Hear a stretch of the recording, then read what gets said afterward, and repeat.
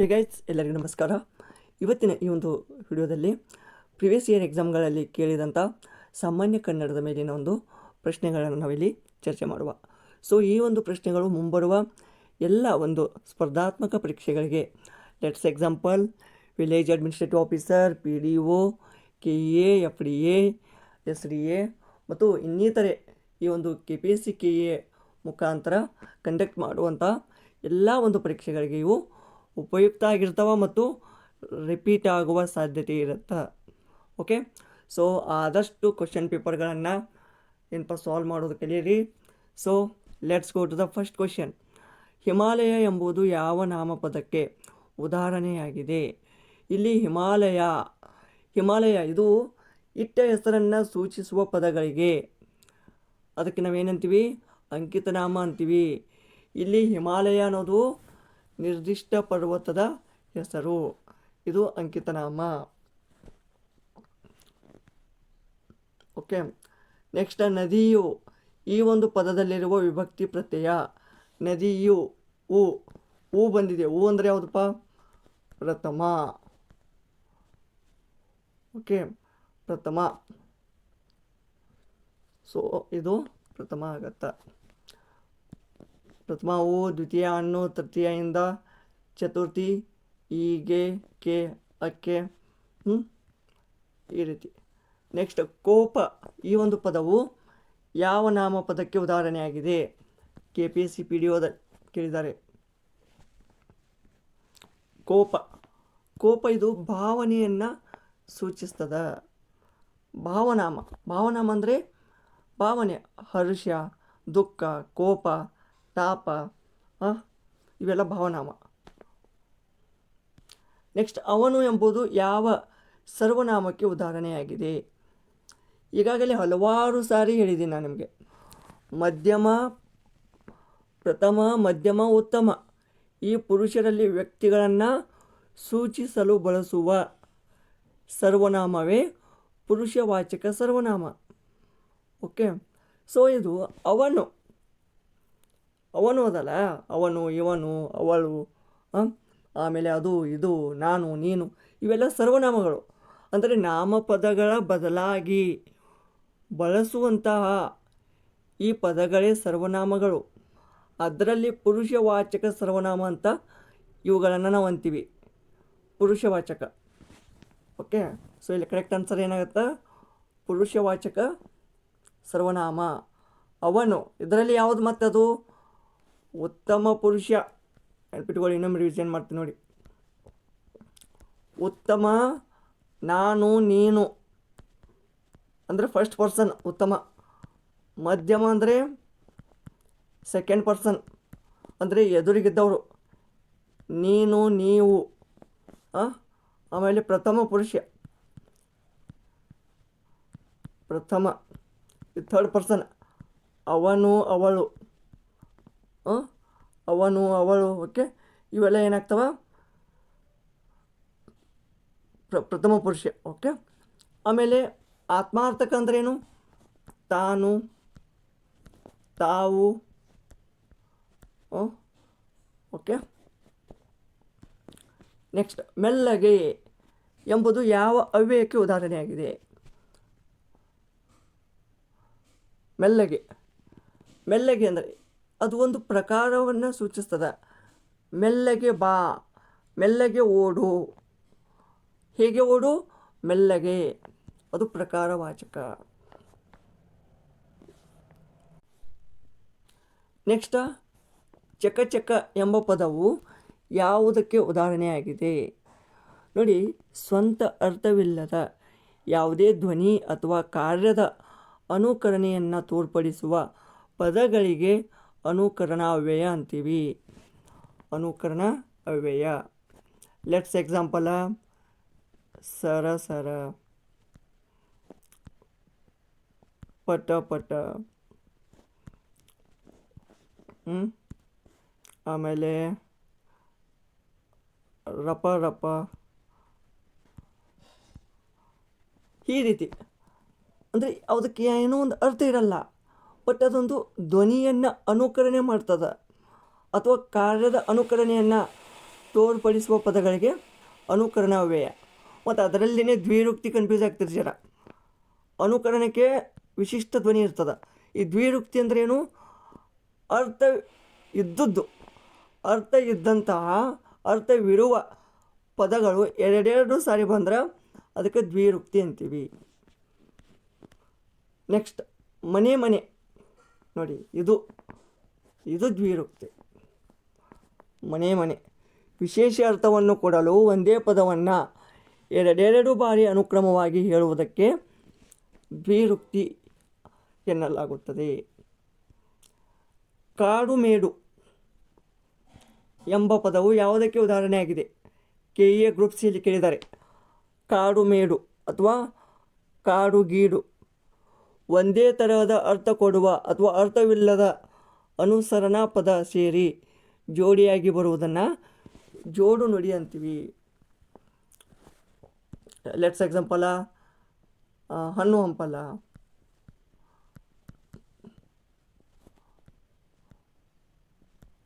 ಆಮೇಲೆ ಕಾರು ಗೀರು,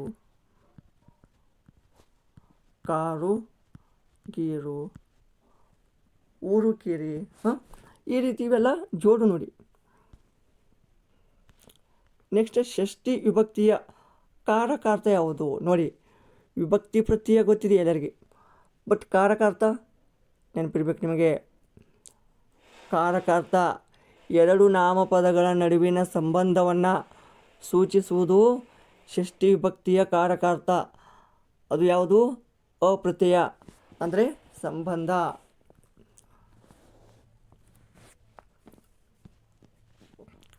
ಮಾಡಿದನು ಈ ಕ್ರಿಯಾಪದದಲ್ಲಿರುವ ಕಾಲಸೂಚಕ ಪ್ರತ್ಯಯ ಯಾವುದು? ಮಾಡಿದನು ದ ಭೂತ್ಕಾಲ. ನೆಕ್ಸ್ಟ್ ದೊಡ್ಡ ಎಂಬುದು ಯಾವ ವಾಚಕಕ್ಕೆ ಉದಾಹರಣೆಯಾಗಿದೆ? ವಸ್ತುವಿನ ಗುಣ, ಸ್ವಭಾವ ಅಥವಾ ಗುಣಲಕ್ಷಣವನ್ನು ತಿಳಿಸುವ ಪದವೇ ಗುಣವಾಚಕ.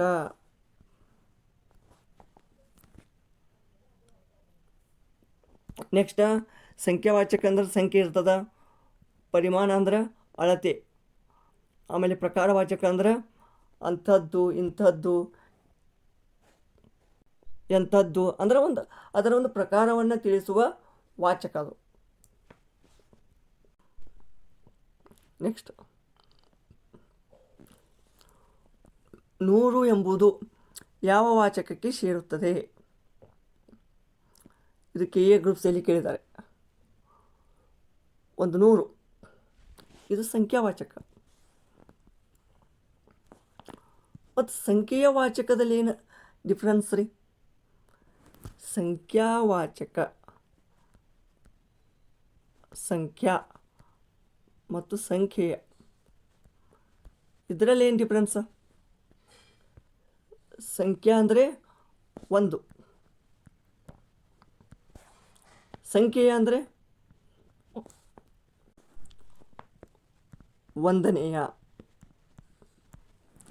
ಓಕೆ, ಒಂದನೆಯ, ಎರಡನೆಯ, ಮೂರನೆಯ, ನಾಲ್ಕನೆಯ, ಈ ರೀತಿ ನಾವು ಸಂಖ್ಯೆಯ ವಾಚಕ ಅಂತೀವಿ. ನೆಕ್ಸ್ಟ್ ನೋಡಿ, ಎಷ್ಟೋ ಎಂಬುದು ಯಾವ ವಾಚಕಕ್ಕೆ ಉದಾಹರಣೆಯಾಗಿದೆ? ಎಷ್ಟೋ ಅಳತೆ, ಪ್ರಮಾಣ ಅಥವಾ ಪರಿಮಾಣವನ್ನು ನಿಖರವಲ್ಲದಿದ್ದರೂ ಸೂಚಿಸುವ ಶಬ್ದಗಳು. ನಮಗೆ ಎಕ್ಸಾಕ್ಟಾಗಿ ಗೊತ್ತಿರಲ್ಲ, ಎಷ್ಟೋ ಬಂದಿದ್ದಾವ, ಎಷ್ಟೋ ಮಳೆ ಆಯಿತು, ಎಷ್ಟಾಯ್ತು ಅಂದ್ರೆ ಗೊತ್ತಿಲ್ಲ, ಅಂದರೆ ಪರಿಮಾಣ.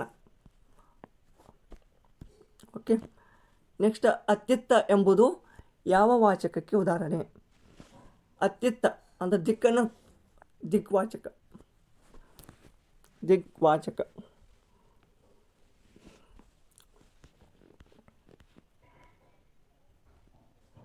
ತಾವು ಎಂಬುದು ಯಾವ ಸರ್ವನಾಮಕ್ಕೆ ಉದಾಹರಣೆ? ತಾವು, ತಾನು, ಇದು ಏನಾಗುತ್ತಪ್ಪ? ಇದು ಆತ್ಮಾರ್ಥಕ. ನೆಕ್ಸ್ಟ್ ಓಡು ಎಂಬ ಕ್ರಿಯಾಪದದ ವಿದ್ಯಾರ್ಥಕ ರೂಪ.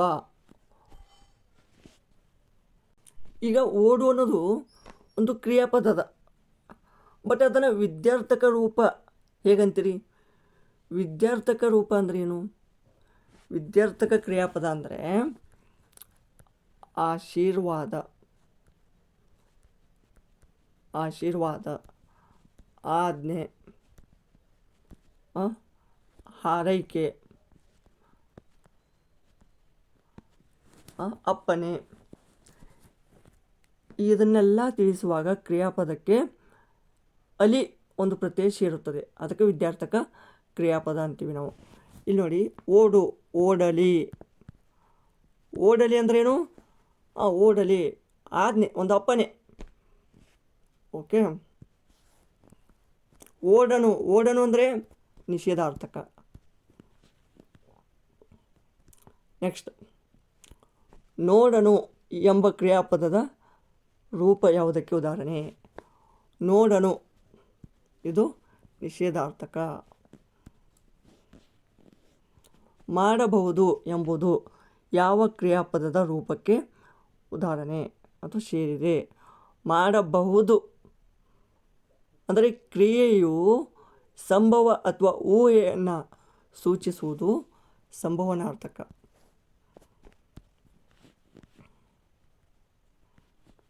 ಓಕೆ. ನೆಕ್ಸ್ಟ್, ಮರದಿಂದ ಎಂಬ ಪದದಲ್ಲಿರುವ ವಿಭಕ್ತಿ ಪ್ರತ್ಯಯ ಯಾವುದು? ಮರದಿಂದ.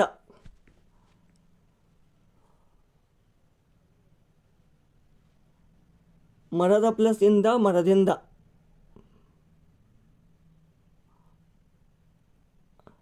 ಯಾವುದಾಗುತ್ತಪ್ಪ ಇಲ್ಲಿ? ಇದು ನೋಡಬೇಡಿ ಆನ್ಸರ. ಬಟ್ ಇಲ್ಲಿ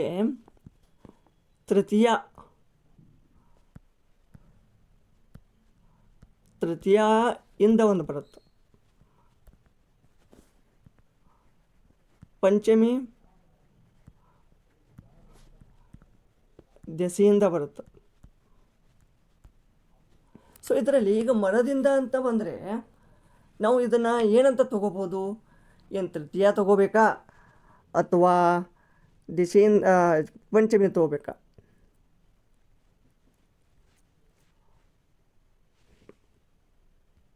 ಸೊ ಇದರ ಕ್ಲಾರಿಟಿಯನ್ನು ಕೊಡ್ತೀನಿ ತಗೊಳ್ಳಿ ನಾನು.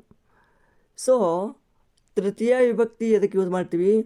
ಇದು ಒಂದು ಕ್ರಿಯೆಯನ್ನು ಮಾಡಲು ಬಳಸುವ ಸಾಧನವನ್ನು ಇಂದ ಅಥವಾ ಮೂಲಕ ಸೂಚಿಸ್ತದೆ. ಅವನು ಕೈಯಿಂದ ಬರೆದನು. ಓಕೆ, ಇದು ಕೈಯಿಂದ, ಇದು ತೃತೀಯ ಆಯಿತು. ಮತ್ತು ಪಂಚಮಿ ಹೇಗೆ ಇದು ಮಾಡಿದ್ದೀರಾ?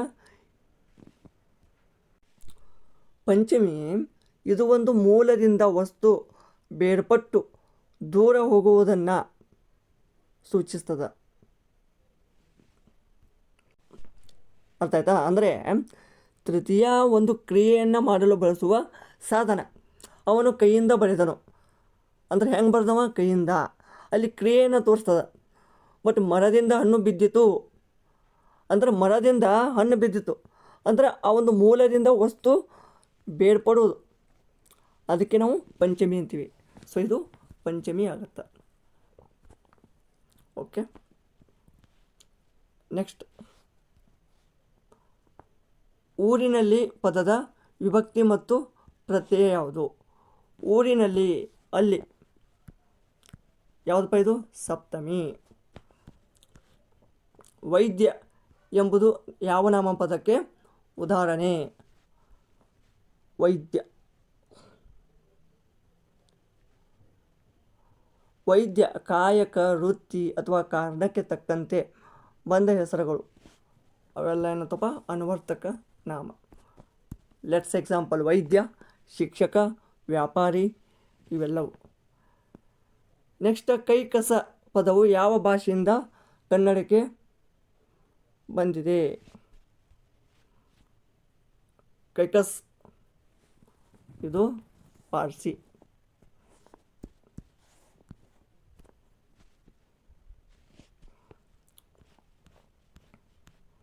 ಲಗಾಮು ಎಂಬುದು ಯಾವ ಅನ್ಯ ದೇಶೀಯ ಪದಕ್ಕೆ ಉದಾಹರಣೆ? ಲಗಾಮು. ಲಗಾಮು ಇದು ಹಿಂದೂಸ್ತಾನಿ. ನೆಕ್ಸ್ಟ್, ಟೇಬಲ್ ಇದು ಯಾವುದಪ್ಪ? ಇಂಗ್ಲೀಷ್. ಬಟಾಟೆ ಪದವು ಕನ್ನಡಕ್ಕೆ ಯಾವ ಭಾಷೆಯಿಂದ ಬಂದಿದೆ? ಬಟಾಟೆ ಪೋರ್ಚುಗೀಸ್.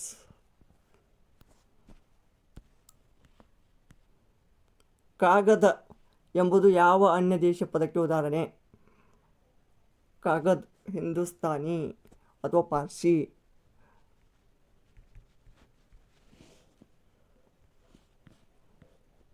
ನೆಕ್ಸ್ಟ್ ಸಾಬೂನು ಎಂಬುದು ಯಾವ ಭಾಷೆಯ ಪದವಾಗಿದೆ? ಸಾಬೂನು ಇದು ಪೋರ್ಚುಗೀಸ್. ಕಚೇರಿ ಪದವು ಕನ್ನಡಕ್ಕೆ ಯಾವ ಭಾಷೆಯಿಂದ ಬಂದಿದೆ? ಕಚೇರಿ ಹಿಂದೂಸ್ತಾನಿ. ನೋಡಿ, ಇವೆಲ್ಲ ಕನ್ನಡ ಶಬ್ದ ಅಂತೀವಿ ನಾವು. ನೆಕ್ಸ್ಟ್ ರಸ್ತೆ ಯಾವ ಭಾಷೆಯ ಪದವಾಗಿದೆ? ಹಿಂದೂಸ್ತಾನಿ. ಲಾಸ್ಟ್ ಕ್ವಶನ್ ನೋಡಿ, ತಾರೀಕು ಎಂಬುದು ಯಾವ ಅನ್ಯ ದೇಶ ಪದಕ್ಕೆ ಉದಾಹರಣೆ? ತಾರೀಕು ಅರಬಿ.